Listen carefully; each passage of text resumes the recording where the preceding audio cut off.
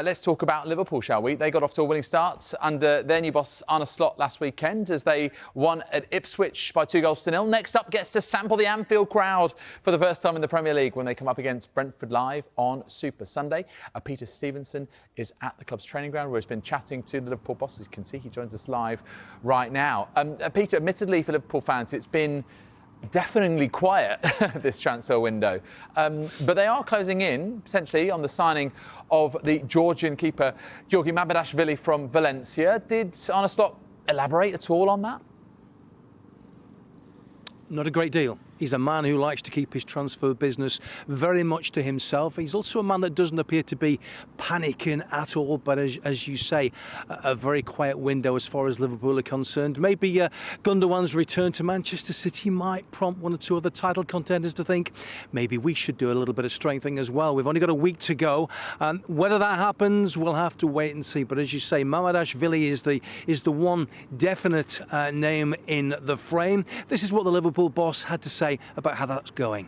I think you know already the answer. So if a deal is done, then you will hear from us. Until that moment, we don't speak about transfers or players that are not ours. You don't seem worried at all by any lack of activity? No, because I trust the team.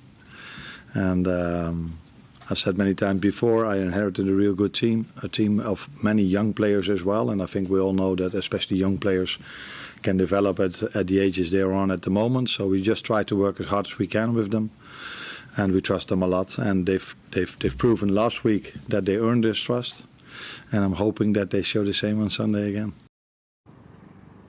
The one position that's caused quite a bit of debate this week, obviously, has been centre half at Liverpool. Jarrad Branthwaite's name's been mentioned, but not today in the press conference. Of course, what happened at Ipswich last week with Quansah being replaced at half-time by Konate has caused a lot of that debate. Quansah's now picked up a small injury, may not be available on Sunday. That could pave the way for a return to the matchday squad for Joe Gomez. Gomez, of course, didn't have the busiest of Euros with England and has been slowly building up his fitness in recent weeks. Slot says he's had a really, really good week, so maybe he'll get his chance on Sunday. Liverpool have done some notable business with Brentford this summer, but is Arne Slot concerned about the number of outgoings? It's a real battle. He said it was a challenge for him because Liverpool traditionally keep producing the youngsters. And of course, if you're a young player in your early 20s, you want to play football. You don't want to see an established international playing in your position and blocking your route to regular first team football. So as you say, Fabio Carvalho, Sepp van der Berg, they've both gone to Brentford, may well feature and come back maybe to haunt the old boss on Sunday. But Bobby Clark also made headlines last year. He's gone out to Salzburg. So this is the problem. How does a manager like Slot keep his young players happy? Both of them wanted to continue that journey of playing time. And I think they were able to play for us, but there's so much competition in the positions they play that they wouldn't play every minute of every single game. And then it was a good deal. It's a real good deal for us. And I think it's a good deal for Brentford, and it's also a good deal for the players. So everybody happy unless they do too well on Sunday. And as you mentioned, Peter, this will be the first game that Arne Slot oversees in the Premier League at Anfield. Just how did he seem about it? Nervous or excited or what? You probably think a mixture of both, and we did talk about it a little bit. But yeah, I mean, this is a big opportunity for him, isn't it? And this is Liverpool on Sunday afternoon, you know, at the centre of the world footballing stage, really. A huge game for Liverpool. Their first home match in the Premier League this season. New man in charge, and what, a crowd of well over 60,000, double what was at Ipswich on Saturday last weekend. So I did say to him and suggest to him, maybe, just a couple of nerves. I hope they are twice as loud as the Ipswich crowd, because the Ipswich crowd was really, really, really loud.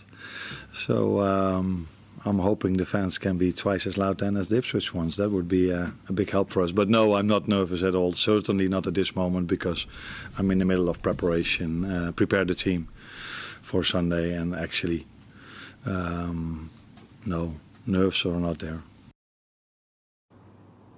And you know what's really interesting? I know it's the first home game of the season, but really, honestly, Liverpool, who finished 9 points behind City last season, they can't really afford a slip-up. They have to beat Brentford.